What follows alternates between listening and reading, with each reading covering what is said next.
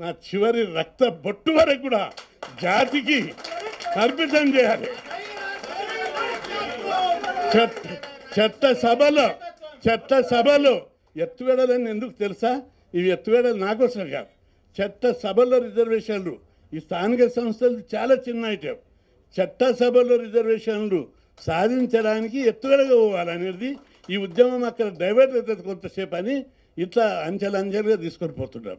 కాబట్టి కుల పెద్దలు అందరూ వచ్చారు. మీరందరూ కూడా ఈ ఉద్యమంలో భాగస్వాములు. మీరు యూనిట్స్ ఉన్నాయి, జిల్లాలలో యూనిట్స్ ఉన్నాయి. యూనిట్స్ లోపల పార్టిసిపేట్ చేస్తలేరు చాలామంది. మేము జిల్లాలకు ఫోన్ చేసినప్పుడు అక్కడ జాకులు ఏర్పాటు చేసినాం. కుల సంఘాలు వస్తున్నాయని అడుగుతున్నా. కొన్ని సంఘాలు వస్తున్నాయి, కొన్ని సంఘాలు రావడం లేదు.